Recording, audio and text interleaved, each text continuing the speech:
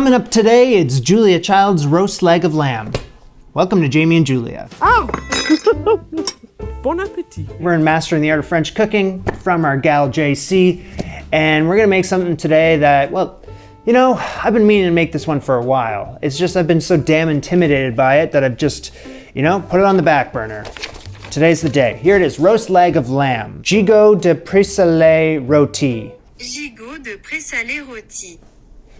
Improving. You know, there's nothing really I can read to you that's gonna, you know, no fun anecdotes today or anything. It's all strictly business. So I figure why not get the leg over here and let's figure this one out together. So we're setting records over here with like, I think the heaviest piece of meat I've ever cooked with.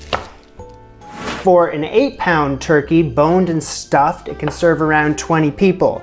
So with an 11-pounder, you're all invited. This is 10 pounds, so this is the second heaviest piece of meat I've ever cooked with. Yeah, so you gotta be careful. I mean, where I'm living in New York, you gotta be careful where you're buying a leg of lamb because you can get ripped off pretty damn quickly if you're buying it in the wrong spot. But I went exploring and found the right butcher and the right price. Now, what the hell am I looking at?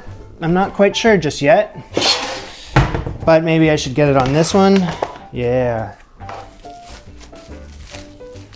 Woo! Whoa, this is it right here, and this is another part of the leg. Wow. Okay. Now the butcher offered to clean this all up for me. He's like, you know, I can trim the fat off for you and whatnot. And I was like, you know what? No thank you. My idea being that I just bring it home and figure it out right now. So I gotta trim all but a thin layer of fat and shave off any of these like inspection stamps. Hers are purple, mine are like a blue. And I think it's safe to just cut this right off, right? Yeah, it's business time.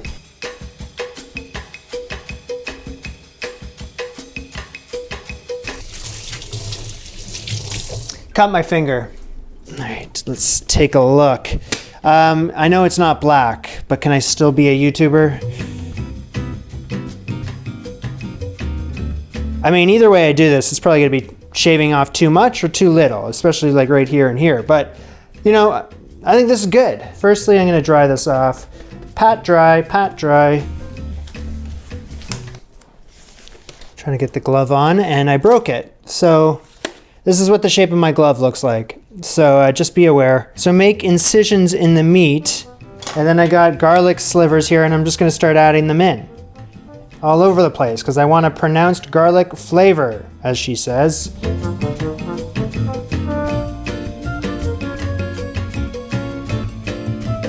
This next part doesn't make a lick of sense to me. It says brush the lamb with melted fat. That makes sense, but this doesn't. 3 tablespoons of rendered fresh pork or beef fat. Why are we getting other animals involved when I have a big bowl of fat right beside me from the lamb? Julia, I don't get it. You know, I try to follow these recipes as closely as I can. For the most part, if Julia says jump, I ask how high. When a head scratching moment like this comes up, I gotta ask questions like why and no. I'm gonna use that, I don't wanna waste it.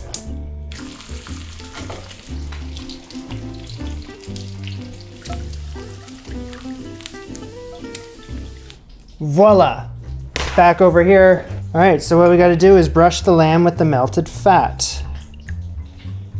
This is what I'm talking about. Innovation, Jamie, innovation. So, bring over the roasting pan. The lamb leg goes in. As a perfect fit. One size fits all. Do I need to salt it or anything like that? I don't think I do. I don't think I do. Oh, you salt it later. Okay, you salt it down the road. 450 degrees F to start. Oven's up high, and I gotta sear it for 15 minutes. So we're gonna do that first, and then we do the rest of it. You know, I probably gotta baste it every few minutes as well. After 15 minutes, reset the oven to 350 degree Fahrenheit. So I got my meat thermometer probe thingy. I'm gonna insert it into the meatiest part of this leg, but it can't be touching the bone. I'm thinking right there. So I'm aiming for medium rare. So that's going to be a temperature of 100 and... Okay. So I got conflicting reports here. The book says one thing, medium rare is 145 to 150. It's probably out of date because over here online it says 130 to 135. FF. 20 minutes per pound, say roughly 10 pounds, 20 times 10, 200 minutes. What?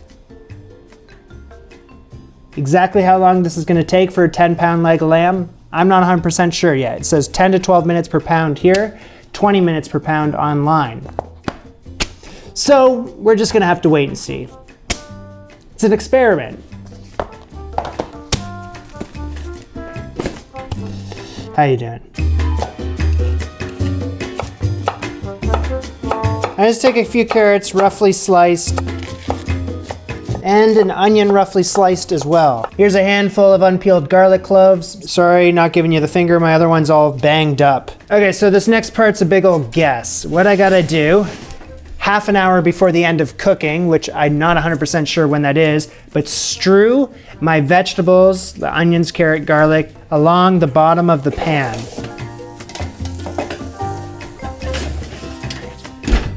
And they're strewed. Comes out in right now. Come on, come on. We're at 131. Great. So it's time to salt, around a teaspoon worth, and around a quarter teaspoon of pepper.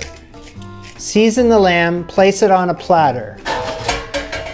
That's a stupid platter. I don't think I have a platter. Okay, this is the best platter I have. So let me move this over here, this here. Can I just grab it? Oh, maybe you can. Okay, you can do this. Oh, that's hot, but you're good. So I need to let this hang at room temperature for 20 to 30 minutes before being carved to let its juices retreat back into the tissues. Okay, so now I gotta remove the rack from the pan. Let me just try to remove some of this cooking fat. There's not a whole lot. The vegetables strewed on the bottom of this pan, they probably need another 10 minutes in the oven before I do anything. So while I'm waiting, to obtain medium rare, I'm aiming for around 135 F. Check this out. 135.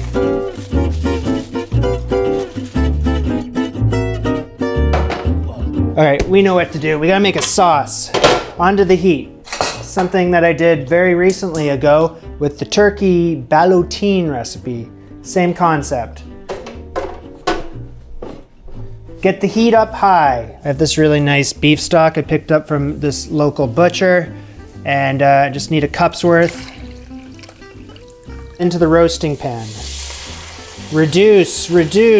Scrape up the coagulated juices and mash the vegetables. Carrots could be a little, carrots aren't really mashable. And I'm gonna strain.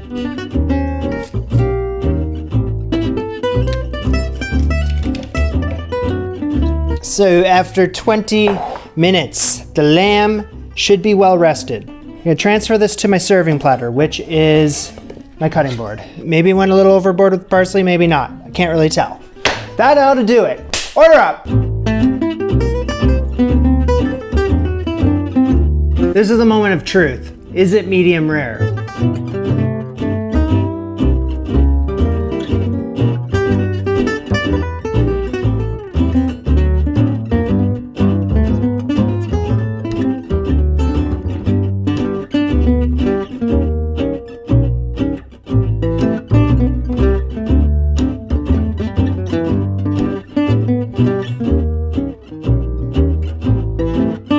Very, very, very tender, like to the extreme. Juicy, flavorful. There's not a whole lot of added stuff in there, so you're really just showing off the meat. It tastes very meaty, but it's a good roast, solid roast. If I was gonna do it again, I'd probably cook it a bit longer. You know, I don't know how much longer, maybe like 10 minutes or something, because I thought it was a bit under and a bit uneven because there was like You know, because I'm looking at some of the slices in here, some are closer to medium, some are medium rare, and then there's some like this that are rare. And I'm not really a rare guy. I mean, it's personal preference. I'm just like, it's not really my thing. So, you know, next time I'd cook it a bit longer. But I think it was a solid effort. Good try, Jamie. Good try. This was Jamie and Julia. Bon appetit. Au revoir. Now, while that thing was roasting, I was doing a little research, and I'm fully aware now that there's this term called Frenching. Not like kissing. It's like taking the shank bone at the very end and like shaving off all the fat a couple inches off it so that the bone is fully on display and it's like sticking out of this leg of lamb. And it all looks really nice. First of all, Julia didn't mention that in the cookbook. Second of all, I didn't even know what it was until just now.